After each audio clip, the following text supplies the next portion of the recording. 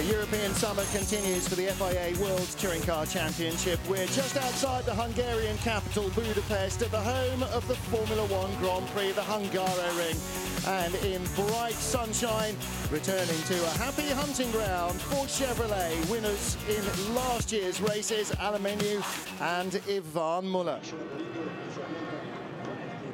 Well, good afternoon, everybody. Good morning, wherever you are watching. Hope that the weather will treat you as well as it is treating us here in Hungary. 19 degrees of air temperature, but it's a bright sunny day. Temperatures only due to rise. And down on the grid, it is hot and scorchio as we get ready for the first of our races here. 2 races at every World Touring Car weekend. You can see the cars and the teams making their way to the grid. At the bottom of the picture, just creeping in, is our first-time view of the brand new Lada. James Thompson back with the Lada team as they make the car's debut in World Touring Car action. Hello, everybody. I'm Martin Haven. Alongside me, double British Touring Car champion, just got promoted, Matt Neal. Good afternoon, Matt. Hello, Martin. Well, listen, we're on the top of the grandstands here, facing the pit straight, and it is almost like a Formula 1 crowd. There's a massive crowd of people on hand here in the Hungaroring, and they've all come to see, really, one man, Norbert Michaelis, who's one of the country's biggest sporting stars. He was the Sports Personality of the Year last year in Hungary, and for all the people that are on the grid, there's 10 times as many in the grandstands waiting to see their hero take to the track. So that's a huge support for him, but it brings a degree of pressure as well to perform. Oh, absolutely. I mean, it's unbelievable coming here and seeing the support he has, the amount of Hungarian flags flying in the crowds, the amount of Michelin's T-shirts and polo shirts everyone's wearing. It's the support he has is phenomenal here, and they'll just be baying for him to have a good result this weekend. Well, to do that, he's got to beat this man, the 3-time World Touring Car champion, the defending Touring Car champion, Ivan Muller, the man who leads the championship this year, seems to be in absolutely imperious form. Chevrolet, a little disappointed with qualifying a week ago in Slovakia. No such problems here, and they are 1, 2, 3 on the grid, and unsurprisingly, it's a little bit like putting money on Sebastian Vettel last year. That's the man you need to put your money on. He is producing the goods, isn't he? And that makes life tough for everybody, and especially if you're one of the other 2 Chevrolet drivers, Rob Huff, who starts alongside him in second, and Alain Menu, who starts behind him in third. They've got to beat the teammate, and they've got no machinery advantage. Yeah, we've got a fascinating battle between the 3 Chevy guys, and it's a real good internal wrangle, which Muller seems to be getting the upper hand of at the moment. But the one great thing we've got most weekends, and absolutely this weekend, is Tarquini in the Seat right in the mix, and he's a proper loose cannon on deck. He's very fast, very aggressive, and you know, he doesn't mind mixing it up because he knows he really hasn't got a chance at the championship overall, so he's going to hang it out every weekend he can. Well, we talked about the international field, not just different car manufacturers, but you spotted, Matt, on the grid. Top 10 drivers are from 10 different nations as well, so it's a very international mix. Right at the back of the grid, Alberto Cecchi and Tom Coronel, who had problems after qualifying, and Charles Eng, I hadn't caught up with that, the Chinese driver having an engine change, dropping him right to the back of the grid from what would have been 13th after qualifying. Well, loads and loads of fans here. That is the main grandstand. And this is Tuesday on the streets of Budapest. They closed off 4-kilometre circuit of public road. And here was one of the big stars, of course, for the fans. The chance to see a Formula 1 car at close quarters is absolutely irrepeatable. And for Jenson Button and the McLaren, a great chance to show off in front of what's estimated by the police to be around 250,000 people lining the streets. But it wasn't just the McLaren, because a lot of the World Touring cars were out there as well. Some of the drivers, of course, Gabor Weber, the second Hungarian driver, and Norbert Michaelis, the one that they all want to see perform. They had their cars out on the streets as well. And that all live on Hungarian TV, serving to ramp up anticipation for this race. Well, some of the support races, the Lotus Ladies Cup, also out on the street. They provided a bit of excitement and little bits of incident in yesterday's race. How you roll a Lotus Elise was the question in the car on the way in, because they got such a low centre of gravity. But the man that they've all come to see, Norbert Michelis, lies 8th in the points. And like the two men just in front of him, Stefano D'Asti and Pepe Oriola, he's also battling for the Yokohama Independence Trophy classification. And Norbert is currently lying 3rd in those standings behind Oriola and D'Asti. But of course, for him here, Matt, there's only one thing, and that is trying to win a race in Hungary. And if he can manage to do that, then the crowd may not be going home all night long. The party will be long and raucous if it hasn't already started. So they're all learning hard. Looking here at Franz Engsler's BMW on the grid, and again, we watched qualifying footage again this morning. On his in-lap, right at the very end, possibly, I think probably, denied Alain Menu a shot at pole, because he was just on the turn-in for one of the fast final corners as Menu came up behind him. Yeah, we had a heated debate with one of the stewards, John Cleland, who we've got the pleasure of again this weekend, of what we thought were right and wrong. And I mean, I definitely thought Engsler balked Menu, and Menu was on. You know, his sector 2 time was fast, and he was looking like he could be a pole lap, and you know, he ended up 4 tenths down. So yeah, they didn't seem to think so. And Menu didn't seem too upset by it. You know, he's on the 2nd row, but you know, we'll see how they go, whether he's got something up his sleeve for the races. Well, if he was 2 points behind Ivan Muller, he might have been a bit more upset. As it is, he's 20 plus, so he may say, okay, well, that extra little bit of qualifying may not have made the difference. Well, I hope Alain doesn't throw the towel in too quickly. You know, he's a very potent package, and it can soon go away from. Ivan has been very good, very calculated, very fast in the opening part of the season. You know, and he's had a little bit of luck going with him. He got turned round going into the first chicane at Monza. I mean, luck or skill, whatever, he came out of it, gaining a place and winning the race. That can soon go the other way, and it soon turn for Huffy and Menu. So they've got to keep right on it, keep focused, and keep the pressure up on Menu on Muller to, you know, to try and turn that tide. Yeah, definitely can't give up. We just saw Daryl Young, 8th on the grid, great qualifying performance. I think that's his best in the special touring Seat Leon. He's, of course, got the new Orica-built engine. We saw Thiago Monteiro. He's the last man on the grid who has still got last year's Lehman-built engine. And there's a local hero. And listen, they can see him not just down on the grid, but on the massive Diamond Vision screens here in front, above the pit lane that the crowd are watching from the grandstands. They see the cameras zoom in on him, and that's going to happen all the way through the race. Wait till the action starts. Every time he comes past us, Matt, you're going to be having a tough time hearing yourself because of the crowd noise. If he gets taken off by a British driver or anything, or he doesn't finish the race, whatever, I'm locking myself in the commentary booth at the end of this run. So Norbert Michelis, well, he didn't get himself on the front couple of rows of the grid, because the 3 Chevys are pretty much always going to lock out the top 3 positions unless they have major dramas. Tarquini was 4th. And the best BMW, well, this is a real turnaround in form for Mehdi Benani, who honestly has struggled really over the last 18 months in this Pro Team BMW. Well, not always in the Pro Team BMW, but he has struggled a little to really get to grips with it. And where Tom Coronel, with all his experience, was 19th, Mehdi Benani was 5th. So something somewhere, no matter what the Royal Motorsport guys have looked at in Coronel's car, something somewhere is definitely not right with it, because Tom, by his own admission, muffed his first lap, but his second one, he said, was a good lap. He looked down at the lap time and just couldn't believe how slow it was. Benani somehow found the pace. Michelis found the pace. They're on row 3. In front of them, though, the best starter at a rolling start I think I've ever seen, Gabriele Tarquini, and standing starts as well. He can often outstart the BMWs. And he is going to be the thorn in the side of Chevrolet, isn't he? He is the man, as he said after qualifying, I'm not playing for the championship now. I just want to win races. I just want to enjoy the battle.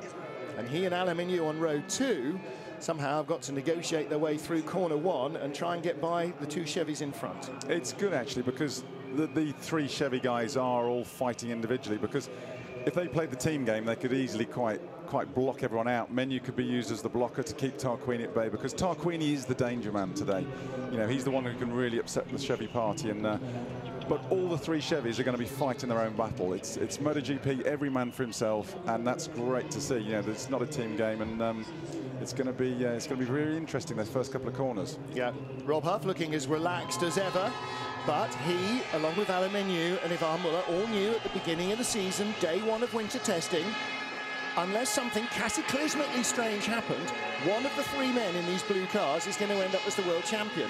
And that puts a massive focus on you and your teammates, because actually you're almost not worrying about anybody else, just about the other two guys in the garage.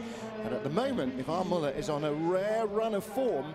He is the guy they're all going to... The 180-degree hairpin, and that's going to be really tough. The field rolls down the hill into turn one. The green flag lap leading us round to the rolling start of round 9 of the FIA World Touring Car Championship here at the fabulously sunny Hungaroring. And behind the leading car is world champion Ivan Muller. The blue, white and reds, the tricolor of France on the roof of his car. We ride on board in second place with Rob Huff, and that's not a view he will want of Muller disappearing out of corner 2. Turn 1's always a bit of a focus, but turn 2 almost seems to create more incidents and accidents in almost any race you see here, and certainly that was the case yesterday in AutoGP. So we ought to be very cautious about calling anybody's successful moves in turn 1, because it could all go wrong for them right behind. Well, turn 1, if you can hang on around the outside, then you've got the inside for 2. It's literally, they're mirrors of each other. But as soon as you exit 2, you've got a big fast run. So exit is absolutely critical out of there, and they know if you lose place out of there, then you've got the next guy on you from behind, because it all bottlenecks up into 4 and 5. So it's going to get very busy up there. On board with James Nash, Alex McDowell's Bamboo Engineering Chevrolet Cruze in front of him. Different colour, but same car as the factory drivers have got, but they're racing in the Yokohama Independence Trophy. John Chilton's girlfriend, Elle. Oh, Ben Constangiris down in the garage, what a surprise, hiding out of the sun and waiting to see what happens in the race. James Thompson there in the Lada Granta. We will see that again in Portimao, and the reason they're not coming to Salzburg in a couple of weeks but going to Portimao at the end of the month is so that they can go away, learn what they've learned here, and have 3 or 4 weeks to further develop the car. As Viktor Shapovalov raced with Lada in the Russian Bears team early in their in the Lada Priora early in their World Touring Car campaign, and he's now overseeing the project. So Martin, they've got a Lada Cup here this weekend as well, haven't they? And are they anything to do with that, running that, or is that part of the Hungarian thing? No, that's a Russian championship, so it's got a lot of Russian drivers in it. James Thompson actually was out in free practice, getting some extra laps in, but didn't do the race. But yes, the Lada Granta Cup, very similar cars.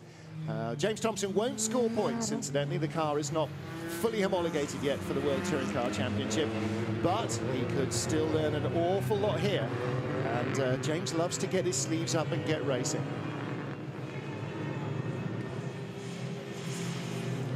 Two by two they came, not to the arc, but towards the starting line here in Hungary. On board with Gabriele Tarquini as Ivan Muller and Rob Huff get very close to each other through the penultimate corner. We're ready for the rolling start, round 9 of the FIA World Touring Car Championship.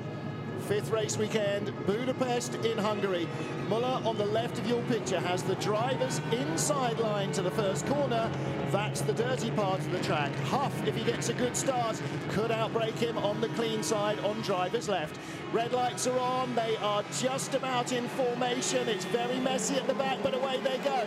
And Muller has got to make a great start here. Huff is alongside him. Benani on the left, trying to go by Muller. Benani and Montero coming down inside Muller. Michaelis has made a good start. Tarquini's on the outside. Michaelis turned sideways in the first corner. It's repeated last year. Tarquini's off, Young is off, and Muller and Huff, and Benani second. Gets by Rob Huff between the Chevys, and Young's race is over. He's got a broken wheel. Benani pushed out by Huff. Tarquini's slowing down as well dramatically. And through goes Menu, shoves Benani rudely out of the way, and Benani down to 4th place, bouncing off the curbs, and that leaves him vulnerable to Thiago Montero, who's going to have to go around the outside of 4. That's a brave move. After all that confusion, we've ended up with the 3 Chevys status quo at the front, but that was just 3 into 1 at the turn 1. It just wasn't going to happen, and I think they both tried to squeeze Huffy on the middle, and he just had nowhere to go. Well, the fans will be disconsolate. Mikelic shoved out. He's down to 12th position. From there, on this track, he can practically do nothing. In fact, so far back has he gone, his teammate Gabor Weber, who started down in 16th position, 17th position, is in front of him. And James Thompson up to 11th place in the Lada, behind the two black and orange Hungarian cars. But you're right, all the kerfuffle at the start only served to help Chevy, who got their little blue wedge in the middle of the road into the first corner. And of course, Captain Teflon Ivan Muller came out in front. That's the way the brakes have been rolling for him this year. Another good move we've got on lap 1, Martin, is James Nash. And look at Coronel. Nash is up to 7th, and Chilton's right with him. No, I beg your pardon, that's Oriola. Yes, that would have been a surprise. That would have been a surprise from 20-odd on the grid. Yeah, good start from James Nash. Thompson in front of Coronel and Cherki. They are 11th and 12th and 13th. And Mikelic is starting to pull away, and here comes Coronel. But that Lada's got some good straight line speed, so he might struggle. Well, what it doesn't yet do is get round the corners well. Coronel's alongside, still alongside in the background, still alongside. Nice. No, he can't get by him in a straight line. Maybe that is what Coronel's problem is. Maybe it is. Now, just very quickly before we get back to the action, the new Seat engine built by Orica have also built a completely different but new 1.6 turbo engine for that Lada, and given the speed and performance of the Seat engine, I'm not surprised to see that the Lada's engine is good in a straight line. And you saw there bobble between Weber and Mikelic. That's Engsler in the garage, and meanwhile Bernani under pressure from Montero. So we're now in 2 races. We've got the 3 Chevys out front, and then we've got everyone else right behind. On board with Mikelic, trying to get by Gabor Weber. He's going to have a lunge down into the chicane. He's shaping up. Here he comes down the inside, and Gabor won't fight him too hard. They are, after all, teammates. And the crowd, little ripple there as he goes by on the big screens. Well, it's actually good with Bernani holding the next pack up a little, so that's going to allow Mikelic to come back into the fray. But there is a lot of metal there, isn't there? A lot of metal to get by. Of course, Norbert starting 6th here means he will be in 4th place on the race 2 grid, so he's got a chance still to try and win a race from there. It's such a shame we lost Tarquini early on, because he was going to be our one curveball to throw at the Chevy pack to sort of mix it all up a bit. Well, the Chevys are going to have to get on with it themselves, because we have got a race on our hands. In comes Tarquini. Engsler's out with bent rear suspension. Daryl O'Young's car is wrecked. Tom Boardman's car is off track somewhere as well. Didn't see where, but we're being told that he will stay where he is for the duration of the race. Bent rear suspension for Gabriele Tarquini as well, and that will have been on the left front of Daryl O'Young's car and right rear, I guess, of Tarquini's. Mikelic, I think, has probably got something awry on his car because he's making no progress. There's Tom Boardman, yes. Gosh, didn't even get to the apex of corner 1. James Nash and Alex McDowell battling for 7th and 8th. Nash is 7th and stays there, but McDowell had a good run on the exit of 1 down into 2, didn't he? And look, he's keeping up the pressure. Well, they know those cars. Bamboo know the cars well. It's a good car. It's a strong car with the Chevy Cruze, and it's a learning game for the Focus with Nash. Here we go. Let's have a look at the start again. Watch Tarquini. You can see the back of his red and white car on the outside. And Gabriele, as ever, another great start. How does he do this stuff? Makes it 3 wide. Mikelic made a good start as well. But then he got tagged from behind. Who hits the orange and black car? Nobody at that stage. They do have a lot of torque at that 1.6 engine. Mikelic got collected by Menu. Tarquini bumped off the back of Huff's car, and it was Engsler's car that broke the suspension of him and O'Young as they came together at the end of the incident. Here's Coronel's view, and here is Gabriele's. Shame, isn't it? So Daryl O'Young had a fabulous start as well, and he was right up there. Darrell was really ready for a great race. He was very quick in free practice here. This weekend, something has really clicked.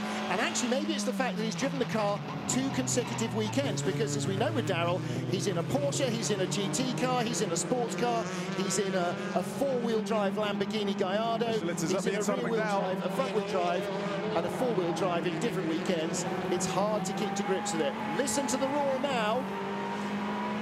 They'll get a good toe off the Ford. The Ford hasn't been setting the world on fire in straight line and speed traps, so Michelitz could have a go at him. And in front, Oriola thought about Montero. Here comes Norbert down the inside. I think James Nash will do well to let him go, but the door's open. Through comes McDowell. Nash was trying to be cautious there and not get involved in anything he didn't want to. Nash will have the inside for turn 2. Yes, he will. He'll be back inside McDowell. It's a long corner. Look at the grip that the Chevy's got. Just drives around the outside there, and he's still looking well under control. Alex McDowell completes the move. It took 3 corners to do it, but he's there. Here comes Nash again. One of the problems for Nash, Martin, is they're having to run this new suspension system to make them comply with the FIA regulations. And with that, they're stuck. It's been such a rush job to get it in and get it into the system since the last race that they're stuck with large cambers on it, qualifying camber, but that's going to kill the tyres for a race distance. Gabrielli watching from the garage. I don't know why they're booing him. It wasn't him that punted Norbert off. He got put it off himself. And also, actually, as we ride with James Nash, we've got the first Bamboo Engineering car of Alex McDowell in front. Right behind is the second one, Pasquale Di Sabatino, just 2 cars further back. So Pasquale, who got balked really badly in qualifying, has come a long way up the order from his grid spot as well, and he's currently riding in 11th place. Oh, that's good. Let's have a good look at the back of the leader, see what's... see Muller's car sliding, and he's got a real four-wheel drift going into there, so he's, there's no hanging back in team orders at the moment. And yet you can still hear the tyre scrubbing, the outside tyre scrubbing around the corner. No matter how loose they try and make the car, it's working the tyres really hard. Right, the crowd are on their feet as the leaders come by, but they're just stretching their legs ready for Norbert. Muller leads by 1.1 from Huff, 0.6 ahead of Menu, and they sense the approach of Michaelis. You can hear it now, probably in the background, as they come past our commentary position. Benani still 4th, Montero 5th, Oriola 6th, and Michaelis in 7th place. Yeah, we're just approaching mid-distance. Sort of the end of this lap is where the tyre degradation is. The tyres are going to start falling off the cliff. And so it's going to be interesting to see. You know, it's status quo at the front at the moment, but this is going to be see who's looking after the tyres the best, who's driving the cleanest, the smoothest. It's all going to come as important factors. But how many times over the years have we heard all the front-wheel drive teams hold their hands up after qualifying and going, I don't know how we'll survive 3 laps on this surface. The degradation is so extreme. We'll be lucky to have any brakes left after corner 3 or 4. Think about Portimao a couple of years ago. You know, woe is me from everybody in a front-wheel drive car. In the end, front-wheel drive cars won both races. There were no punctures, no disasters, no brakes failed, nothing. It's like the Monaco Grand Prix with the Red Bull last year. You know, on a set of tyres that you would never keep on the car in free practice. When you're in a race, you'll put up with any amount of rubbish to get in front of the car or to stay in front of the car. And so they'll cling on, and lots of them will have tyre degradation. But tell you what, Weber's all over the back of Nash like a nasty rash at the moment. He's got to keep that Ford ever so tight. And he's got Coronel with him as well. So again, we saw Coronel struggling for straight line speed to get by James Thompson, who's now dropped back down to 14th place. Again, maybe that car is really overworking its tyres. I mean, it was a real suck it and see setup they came up with. They've not done any testing on it. The car's only just been completed. It rolled out of the workshops and onto a track for the first time on Tuesday for about half an hour at Manicourt to make sure not too much leaked. And right inside Nash, little touch. Down the straight as well, Michaelis is closing up fast on Oriola. And Huff and Menu for second. Huff stays inside. Menu's got better pace and Muller's getting away. Michaelis stays 7th, but fastest lap of the race for him. And Huff is under pressure. Alain Menu, who made adjustments to the car in morning warm-up, they really seem to have worked. He's going very well indeed. Yeah, Michaelis is actually the only car on the lead lap who's lapping at the same pace as the Chevys at the front. So he's on the move. So we got 17 of our 22 starters left. Stefano D'Aste we lost as well, didn't see when or where. Engsler, Tarquini, and both special tuning cars are out. James Nash trailing a bit of lightweight rear bumper, or in fact it's the front bumper. They've made a new lightweight front bumper that saves 5 kilos. The rear one is a standard production part. Look at this, down the inside, Tom Coronel gets by Gabor Weber, who had just got by James Nash. So Coronel picking up 2 corners, two people from the last corner to the first corner. Oh, one more place. He's 11th now. He didn't think he was going to get in the top 10 today, so that's, and every point's valuable. Well, no, don't forget, he told us earlier on he's going to run on the most used tyres he can in the race. That was his early plan, but now... In race 1, he's saving some better ones for race 2. Well, no, he was trying to save 2 sets for next week for the Salzburg ring. Stefano D'Aste had a front puncture and came into the pits. Looking here at Thiago Montero, 5th place, then Oriola and Mikulits, and Oriola drifting away in the middle of the corner. Norbert's got more front end on the BMW than Pepe can summon up in the Seat. We're still only at half distance, so this is going to be coming to BMW territory soon. As it looks after its tyres better. Don't look at the cars, look at the crowd. They are loving this. And Norbert had a bit of coming from behind last year as well. There is the team boss, Zoltan Zengo, on board with Norbert. Is he going to throw it to the inside? He is not. The Seat very quick in a straight line in Oriola's hands. And Thiago Montero, in fact, staying away from Pepe, even though he's got the older and what seems to be less quick Lehman engine in his white machine. Yeah, we've got 3 specs of engines in the Seat this weekend. We've got poor old Tom Boardman still in the diesel version, and then you've got the Eureka and the older spec which Montero's got, so he's doing well to hang on up there. Okay, here comes Mikulits. This is a fast run up to corner 4, little dab on the brakes, and Oriola turns in the back of the car, not liking the gripping anymore. Oriola's having to throw it at the apex now to get it to where he wants it to be, to keep the door shut.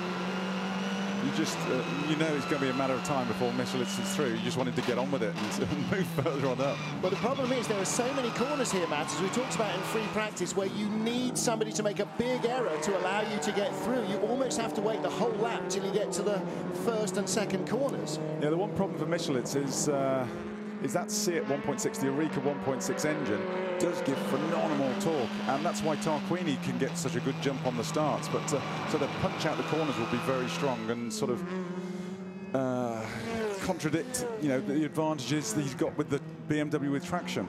Well, what he's got to do is keep piling on the pressure, try and force an error out of Pepe Oriola for that 6th position.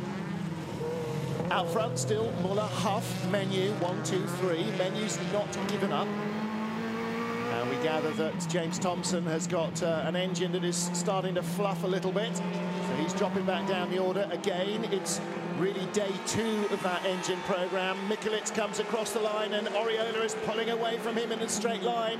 So he's going to have to go 1 to 2 if he wants to get by. He won't make a move into corner 1. He's not close enough yet. But he's piling on the pressure. Can he force Pepe to go wide under braking? He can't yet. So time is running out. This is lap 8 of 12. Down the hill they come, and he's still pushing Oriola. Not literally, but really applying mental pressure. And, you know, this is now where Oriola, who has to have a dab of the brakes in the middle of the corner to try and avoid running out too wide, so he gets the run through corner 3 correct. This is where Oriola's got to ignore the orange and black car and just concentrate on the track. Yeah, you forget, I mean, we all forget how young Oriola is. I mean, he's only just 17, isn't he? So, you know, he's got a phenomenal learning thing. Just a little lock-up. It's very scrabbly turning into 5. Oh, and James Thompson comes down pit road. Oh, let's have a look here. He's got Charles Eng inside him. There was no contact there. Eng having to climb the curbs to ensure there wasn't no man, so he doesn't go and see John Clermont afterwards. That's all right, Mary. It's no problem. Hey, there you are.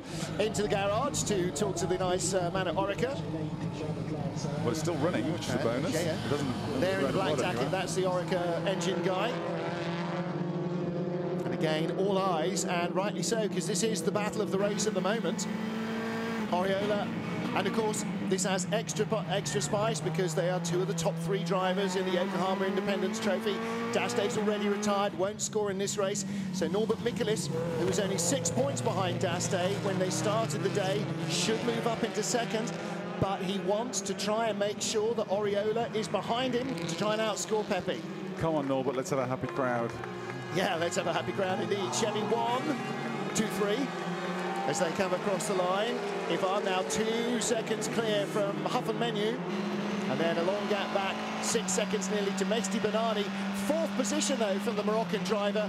Kept his nose clean at the start. Got up into 2nd place into corner 2. Got biffed out of the way, luckily with no damage. And he's driven a really flawless race so far. This is going to give Benani so much confidence. It's just, and at the front, it just seems like Muller's just got this thing under control. Yeah. Every lap, he's just 1/10 quicker, 1/10 of a second quicker than his teammates. So just edging it out, and keeping it under control. On board with Coronel, trying to get a run on Alex McDowell. Out of 3, up the hill comes Montero, 5th, Oriola 6th, Michaelis 7th, 8th McDowell, 9th Coronel. Alex was on the limit through the... Yes. Oh, and drifts out wide. And Coronel's got some grip, and he's got alongside, and he denies McDowell the chance to block, and into the chicane. Coronel moves up to 8th place. Well, you know, he's also got a really dodgy stomach this weekend, Coronel. Physically, he looks quite drained, I think. And there's Aldo Frio, his team boss. Well, I know, but he does not look his normal sort of robust self, and that really doesn't help. But again, you know, it's never mind what the tyres and brakes are doing. You're in a race. All of that stuff just fades into insignificance. I'll tell you what, 20th to 8th place round Hungaroring, that's a pretty impressive performance so far, considering he's in what he's had as an ailing car. Absolutely. On board, Montero and Oriola in front of us as we ride with Norbert Michaelis. And if people power, like Nigel Mansell says, is worth any lap time, come on, crowd, Norbert needs you now. Got nothing against Thiago or Pepe, quite happy for them to have great races, but they need a bit of a fairy tale here from Norbert. He's got a good, now good he's run close. Good run out the final corner. Yes, he's not been so close, but again, look at the torque at the Seat, just starting to pull it away. It has got some straight line squirt, hasn't it? Yeah. Now Norbert's close enough to challenge under braking. Can he make a move? But he doesn't dare damage the front of the car. It got wrecked last year in the rain that came at the beginning of race 2. Yeah, Zoltan Zangodits, come on. You've got 2 more laps of this, 3 more laps, 10, 11 and 12. And again, Oriola's having trouble getting it stopped. Those tyres on Oriola's Seat are really going to be hurting now, so all Michelitz has got to do is keep up the pressure and keep right there for when if a mistake comes.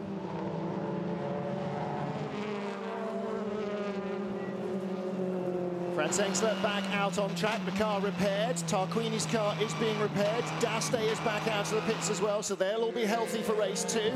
James Thompson being worked on in the pits, and on the track, Oriola being worked on by Norbert Michaelis. He's really giving him no moment to breathe. And look how their pace has dragged them up towards Thiago Montero. Thiago was a couple of seconds clear before. He isn't anymore.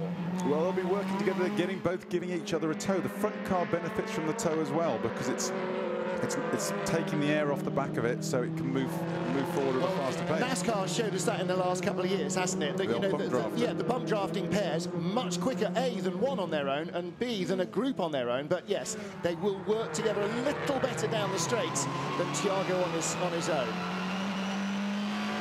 And Oriola's got the new spec engine, and Montero hasn't. Yes. Sorry, Oriola, yeah. Darrell Young's car has been fixed, and he's back out on track as well, and that's great because he'll be well up the grid for race 2, and he needs a good result here as well. Oriola still clinging to 6, and as you say, for a 17-year-old, he's doing a great job hanging on. Norbert's not got an awful lot more racing experience, maybe 1 year more, even though he's a little older. Originally started gaming, and then he's given a drive. Down the inside he comes. Listen. Can he stop it? crowd are watching it and cheering him every inch of the way. Yes, he goes through by Pepe Oriola for 6th position. Now, can he get another one off Thiago Monteiro? Well, Thiago hasn't got the straight line speed to protect him like Oriola had, so it could be possible on the run up to the line if he can get close to the map out of turn 13. Yeah, 2 more runs down into the first couple of corners on the end of lap 11 onto lap 12. That's it. So Thiago Monteiro in 5th position at the moment, and again for Thiago, you know, clinging on and hoping that by Portimao he might have the new engine that Oriola's got. At the moment, if he can stay in front of Norbert Michelis, he'll be a very happy man as well. But Michelis has already jumped halfway across the gap. Yeah, he's I mean, the car's very hooked up, it's very well. And where's Coronel come from? Suddenly, this is the view we had a lap ago from Michelis. Suddenly, Coronel is all over Oriola. These BMs aren't going to want this race to finish. No, I know. And again, you know, so many times you think another 2 or 3 laps, you could really have seen the balance of power start to change dramatically between front and rear wheel drive. Race distance generally is just too short for the BMWs to have enough time to counter a front-wheel drive car. Coming back down into turn 11, there's only 13 corners on the circuit, so they've got 2 180 degrees. Coronel's going inside into 12, and if you get up the inside, there's no way you can go all the way around the outside there and hang on parallel. Great move by Coronel, and Oriola in the end saw him coming, didn't fight that too much, did he? Now then, on to the last lap, the leaders, Muller, Huff and Menu. So too is Bernani, but this is the battle they're looking at. Monteiro and Michelis, and then Coronel in 7th place from 20th place on the grid. That's quite remarkable. With Norbert into corner 1, he's not close enough. Can he make a lunge in corner 2? Not going to be close enough. He needs a good run from here and then try at corner 4. The difference he's got now, Monteiro's car might not be as fast in a straight line, but in terms of experience, Thiago is a little bit more experienced than Oriola, isn't he? Well, and the other thing, there of course, and done everything. The other thing, of course, is he's not fought anybody. So he's been able to nurse his tyres as much as he possibly can while keeping the speed up, Thiago. Whereas, of course, Norbert's been working them harder, and so, of course, had Pepe Oriola. But both BMWs are close enough now. In that left uphill corner 12, if Norbert gets his nose inside Thiago there, Coronel's going to go through too, yeah. It's going to be close. And Thiago knows it. Look where he parked the car in the middle of the road into the chicane. He's not cared about going in, it's about coming out. And was there a little rub there? Was Norbert so close he helped Thiago accelerate? But they are all over him. As long as you keep the car tight. See the black smudge on Norbert's bumper as Coronel's coming up the inside. Tom, no, don't have him off. You will never leave the circuit in one piece. Norbert gets shoved down. Coronel has got the bit between his teeth. No friends here, no colleagues. It's all about moving up the order. Coronel to 6th position. Ivar Muller is going to win this race at a canter. 2 seconds clear of Rob Huff. Alain Menu completing an all Chevrolet podium. Let's assume that Mehdi Bernani is going to be 4th and get back to the battle behind. 5th will be Monteiro. 6th will be Coronel. Mehdi Bernani, 4th place. Great result for Pro Team. Now a 1-car entry. Great result for Thiago as well. Fantastic drive for Coronel. Norbert Michelis, a little deflated, I think, with that. Might have had a chance to challenge Monteiro for 5th. In the end, got shuffled back to 7th by Coronel. I don't know what tyres Tom did have on the car, but by gum, he made them work for him, whatever they were. Maybe you should do that, just go around picking up everyone's old tyres. And that's the best he's gone all weekend. Yeah, absolutely. Actually, do you know what? Realistically, maybe it's the best he's felt physically. I mean, you've got a couple of things there, Martin. Well, you're one Bernani 4th, his best ever finish, but Coronel 6th from the back of the grid. I think that Coronel's got to be the drive of the day so far. Definitely. And that, of course, at the Hungaroring, a track where famously you can't overtake. 100%. Well, you know, OK, only 16 cars finished the race healthy, but you've still got to get by them. Ivan's dad and girlfriend and daughter running up behind, coming down to meet the old fella in Parc Fermé. We were talking about last night, a few years ago, about the second race being reversing the whole grid.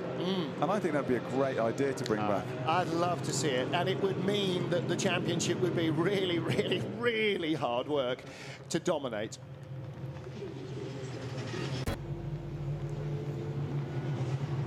Rob Huff and Alamenu follow teammate Ivan Muller through to Parc Fermé here. After round 9 in the FIA World Touring Car Champion, Chevrolet scoring another 1-2-3 result. Muller extending his advantage over Huff and Menu. And again, Ivan's 13th career pole gave him an extra point over Huff. He got 5, Huff got 4, Menu got 3 in qualifying. So every time he goes on track, pretty much, he's whittling away at the others' resolve and just gradually creeping further away. It's like one of those dreams where you're running trying to catch somebody, Matt, and nothing you do gets you any closer. And they've just got to focus on the fact that this is only race 9 of 24, and he's got to be catchable. There is a long way to go. They're not out the hunt at all. I mean, just Ivan has got the wind in his tail at the moment, and it's a very hard act to beat at any time. But when it's going with him, and it is at the moment, he's proper hard work to compete with, never mind to beat. So new helmet design, another new helmet design. The solid gold standard. Got his skull and crossbones on there. Indeedy. So high fives all round for our race 1 winner in Budapest. FIA media delegate Fabio Das down there with him, and Mehdi Banani.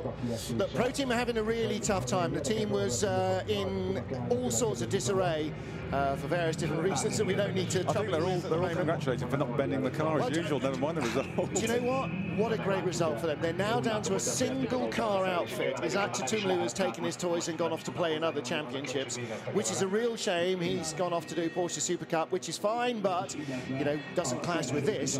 But he leaves them the moment the team turn in the best result that we've seen from a Pro Team BMW in years. And Banani will be, no question, really buoyed up by that. And as for Coronel, 20th to 6th, that's faintly ridiculous, isn't it? If only he'd started in the top 10, he might have been able to challenge for a podium. 5 weekends and 5 race victories now for Ivan Muller. That looked like a pretty simple race for you. Tell us about it. No, simple is never. Huh? The start was really hot. Car on the back the toe, and they were very fast. We had to brake very late. I had to defend my place with Rob. It was tough. And then I have looked as best I could after my tires. Thank you very much. And winner of the Independence, the best ever result for Mehdi Banani. You must be extremely happy. Yes. I congratulate everybody, my partner, everybody to follow me, because it depends on the partners. That's why we are here. I congratulate the team because they have do a very great job. Because our engine problem was resolved from Slovakia, and we can fight with the other people for championship. Congratulations, enjoy the podium. Thanks a lot. Well, Jack, really great to see the smile back on his face. He's been looking all at sea this season so far and has managed to get it all together when it counted. And big crowd cheering Norbert Michaelis, 7th place at the flag. But again, starting row 3 of the grid, standing start should be good for the BMWs. He has got an opportunity to claim his 2nd ever World Touring Car Championship victory. Could have won last weekend, got punted off by Gabriele Tarquini, but he's got an opportunity to win here in Hungary, and the roof will come off the place if he can manage to do that. Yeah, all the main players are going to be behind him. He has got the advantage with the standing start with the BM, and he's on the 3rd row inside line, so good to play for. Absolutely. Pepe Oriola and Franz Ainsler will lead the field in race 2's grid. Meanwhile, our top 4 drivers, or they are indeed our top 4 drivers, the top 3 plus the Yokohama Trophy race winner, which is Mehdi Banani from 4th position. Well, 4th place was 9.2 seconds behind 3rd place and 10.9 behind the winner. Ivan Muller continues to extend his advantage. Rob Huff stays 2nd ahead of Alamenu.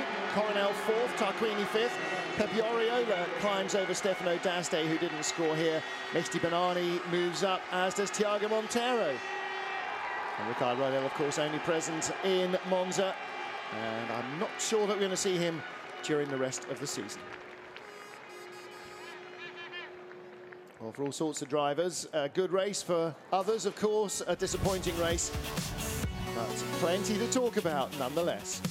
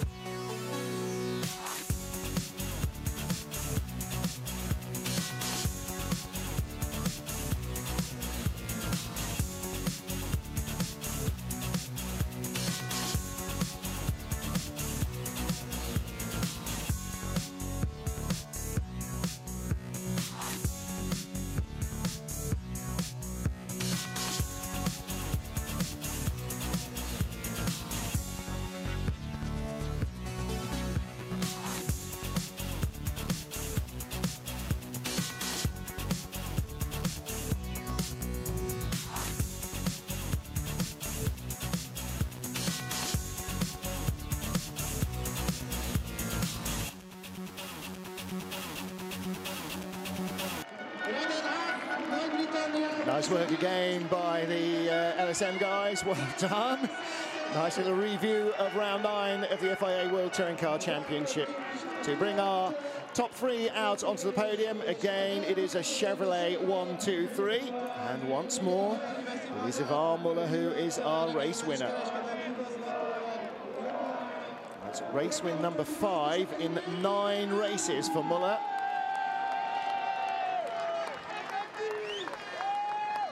You can hear the crowd chanting for Norby. He's not on the podium, but Mehdi Banani is. And look at that smile.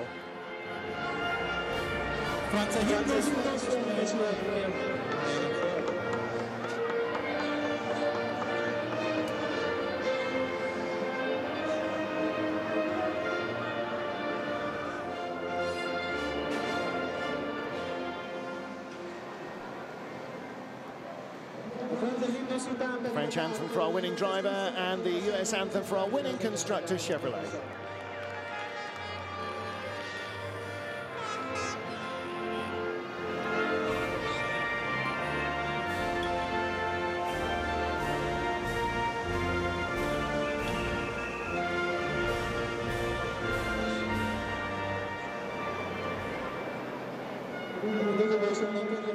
Mehdi Banani on the right in the white overalls.